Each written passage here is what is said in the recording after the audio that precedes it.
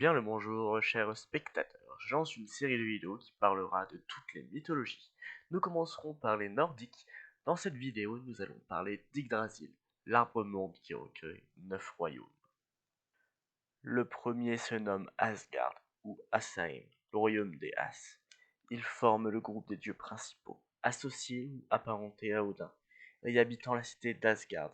Cette famille, qui comprend de très nombreuses divinités, est représentée par la rune dieu As. À l'inverse des dieux grecs, les dieux d'Asgard sont mortels et peuvent ressentir la douleur physiquement et psychologiquement. Odin, dieu des morts, de la victoire et du savoir. Dans une moindre mesure, il est également considéré comme le patron de la magie, de la poésie, des prophéties, de la guerre et de la chasse. Il est considéré comme étant le principal membre des As. Thor, dieu du tonnerre. Dans la mythologie nordique, il est l'un des principaux dieux du panthéon nordique. Il fut vénéré dans l'ensemble du monde germanique. On trouve ainsi différentes formes et graphies de son nom selon les époques et les régions du monde germanique. Njord, dieu de la mer et des vents. Il apporte la bonne fortune en mer, ainsi qu'une bonne pêche. Tyr est le dieu du ciel, de la guerre juste, de la justice, de la victoire et de la stratégie. Vanaheim est le monde des dieux Van, loin d'Asgard, mais les deux royaumes résident tout de même dans l'Yggdrasil, le gigantesque frêne de la mythologie nordique. Les Van ou Vanir sont un des trois groupes de divinités de la mythologie nordique. Ils sont associés au culte de la fertilité, de la fécondité, de la sagesse et de la précognition, mais aussi à la magie, puisque c'est Freya qui l'enseigna aux As et aux géants, ainsi que la astrale à Odin. Ils se sont battus pendant un temps contre les As. Cette guerre s'est terminée par une trêve et l'échange de quelques divinités.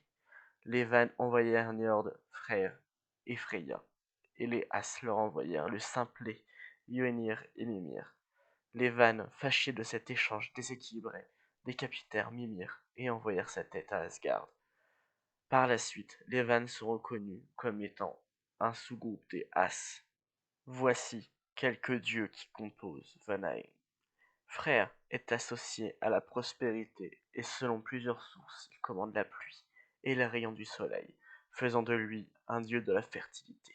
Freya, appartenant à la famille des dieux Van, est elle aussi la fille de Njord, dieu des océans, de la pêche et des poissons.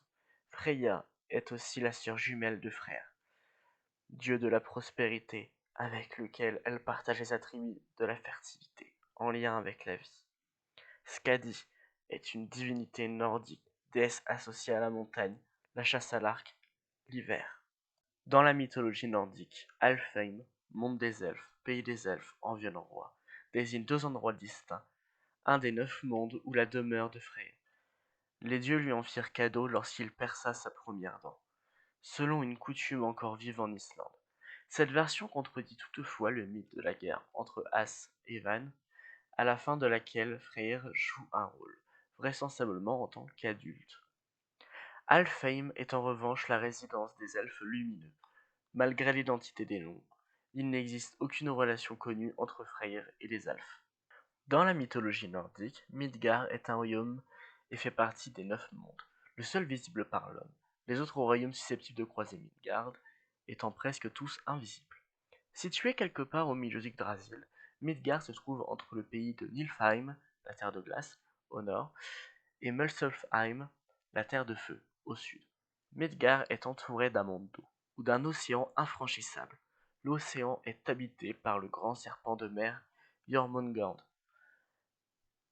qui est si grand qu'il peut encercler le monde entier avec sa propre queue.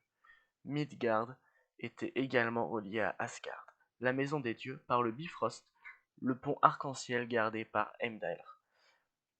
Dans la mythologie nordique, Mjolnir s'appliqua de la muraille autour du monde que les dieux construirirent à partir des sourcils du géant Ymir pour se défendre contre les Jotuns, qui vivaient à Jotunheim, à l'est de Mindherm, la maison des hommes.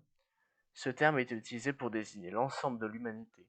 Les dieux ont abattu le géant Orgelmir, Ymir, le premier être créé, et ont placé son corps dans les abîmes de l'univers, créant le monde à partir de son corps. Sa chair constituant la terre, son sang, les océans, ses eaux, la montagne, Ses dents, les falaises, ses cheveux, les arbres, et son cerveau, les nuages. On dit que le soleil, la lune et les étoiles étaient des étincelles dispersées en lui. Parlons juste plus précisément de deux êtres.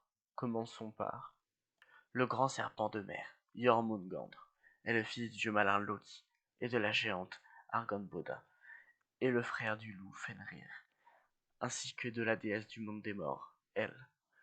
Peu après sa naissance, le dieu Odin jette Jormungand dans la mer qui encercle Midgard, puisque les prophéties racontent qu'il causera de grands dégâts chez les dieux durant le Ragnarok. Mais ce dernier grandit tellement qu'il finit par entourer le monde et se mordre la queue, d'où son autre nom, Midgardsorm, serpent de Midgard. Dans le mythe de la création, Odin, exaspéré par la brutalité d'Ymir, le tua et le jeta dans le Ginnungagap, le gouffre béant. Le déluge causé par son sang fut si grand qu'il tua tous les géants, à part le petit-fils d'Ymir, Bergelmir, fils de Pruogelmir, et sa femme. Ymir est aussi le fondateur de la race des géants. Jotunheim, où règne le géant Thrym, est dans la mythologie nordique le territoire qu'Odin laissa aux géants de glace à la création, avec Utgard pour forteresse. C'est l'un des 9 mondes portés par Yggdrasil. Thrym, géant et roi de Jotunheim, est connu pour avoir volé Mjolnir, le marteau de Thor, afin de forcer les dieux à lui donner la main de Freya en mariage. Heimdall suggère à Thor de se déguiser en marié.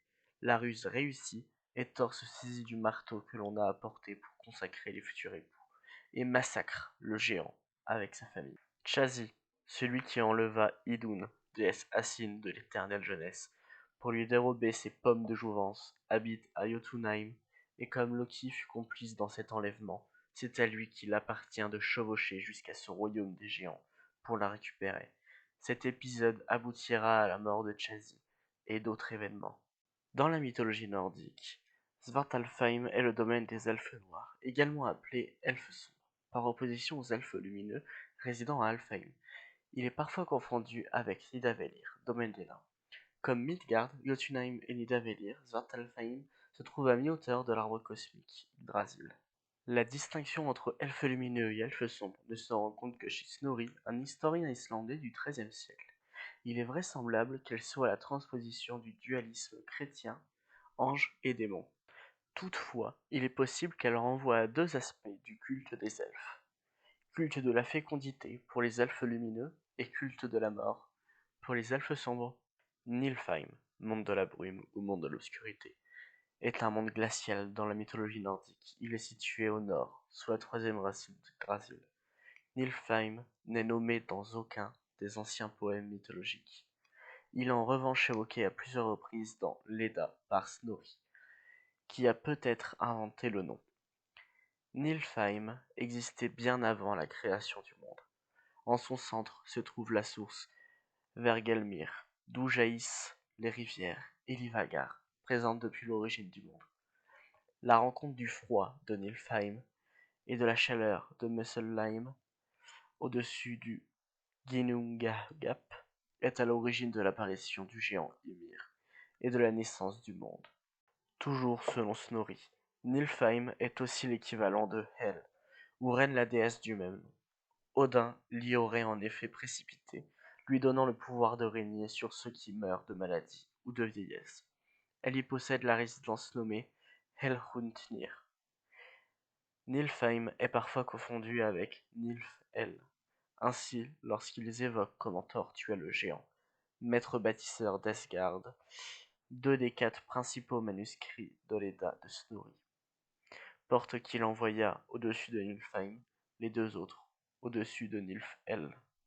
Muspelheim est dans la mythologie nordique le monde du feu, royaume du géant Surt. C'est l'un des 2 lieux originaux de l'univers, l'autre étant Niflheim.